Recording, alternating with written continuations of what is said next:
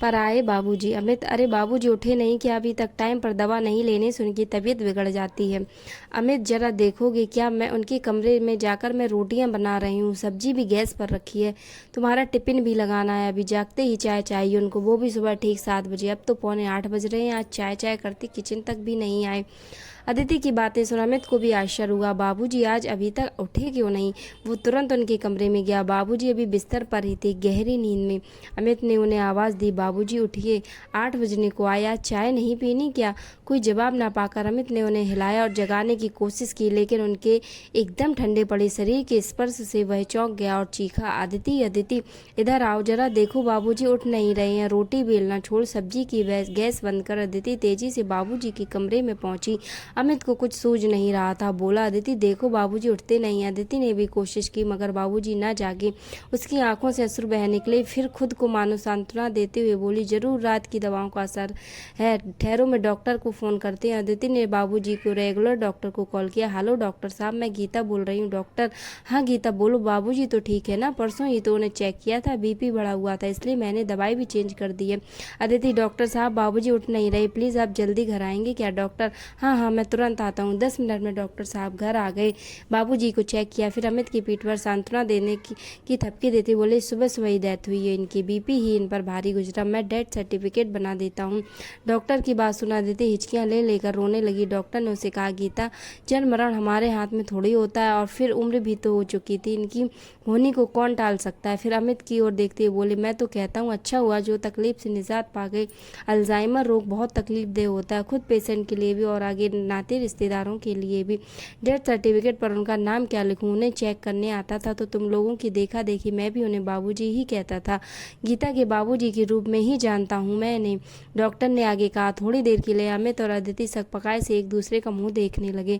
फिर गीता ने चुप्पी तोड़ी और डॉक्टर से बोली, डॉक्टर साहब मेरा नाम गीता नहीं अदिति है, पिछले 10 सालों से मैं बाबूजी के लिए गीता बनी हुई थी। डॉक्टर, क्या मतलब अदिति? कोई 10 साल पुरानी बात है डॉक्टर साहब, मैं साग सब्जी लेने सब्जी मार्केट गई थी। खरीदारी के बाद जब मार्केट से बाहर आई और किसी खाली रिक्शे की तलाश में इधर उधर देख रही थी, तभी गीता गीता पुकारते एक बुजुर्ग बार मेरे करीब पहुंचे और मेरी बाह पकड़कर मुझसे बोले, गीता अरे मुझे अपना घर नहीं मिल रहा है, कब से खड़ा हूँ लेकिन किधर जाऊँ कुछ समझ ही नहीं आ रहा।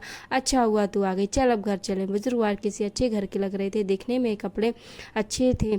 मेरे हाथ थामे बोलने लगी, गीता चल जल्दी चल, मुझे कब से भूख लगी है, मुझे समझ नहीं आ रहा कि मैं क्या करूँ। बुजुर्ग बार की स्नेहमयी मीठी वाणी सुन सोचा कि उनको घर ले जाती हूँ, कुछ खिलाकर शांति से उनका एड्रेस पूछती हूँ और फिर उन्हें उनके घर छोड़ आती हूँ।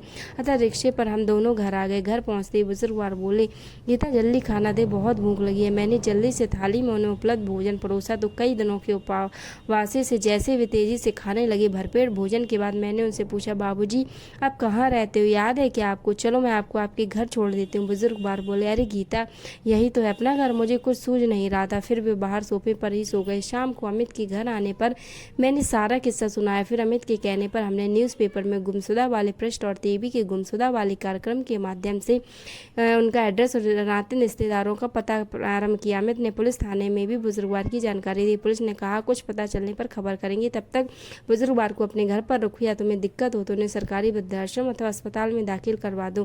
गीता गीता पुकारते हुए आगे मेरे पीछे घूमा करते। गीता आज भिंडी की सब्जी बना, आज बेसन के भजिए बना, चल कढ़ी बना, आज हलवे की इच्छा है, ऐसी फरमाइशें किया करते। उसकी बातें सुन उनका अपनापन देखकर मेरा मन भर जाता। बड़े हक से वे मुझे हर बात कहते जो भी मुझे भाता। हफ्ता गुजर गया लेकिन कुछ पता नहीं चला, उनसे कोई हेल्प नहीं मिलती। लेकिन घर में रह रहे एक बुजुर्ग का अस्तित्व हमें खूब अच्छा लगने लगा। उनके लिए कुछ करना हमें खूब भाता। मैंने और अमित ने निर्णय लिया कि हम उन्हें कहीं नहीं भेजेंगे, अपने घर पर अपने साथ ही रखेंगे। फिर हमने पुलिस थाने में भी इस निर्णय की सूचना दे दी। तभी से बुजुर्गवार हमारे बाबूजी बन गए। 10 बरस हो गए। मेरा दूसरा नामकरण गीता हुआ। आज बाबूजी के साथ गीता की भी अस्तित्व समाप्त हो गया। बोलते हुए अदिति की आंखों से पुनः झरझर आंसू बहने लगे।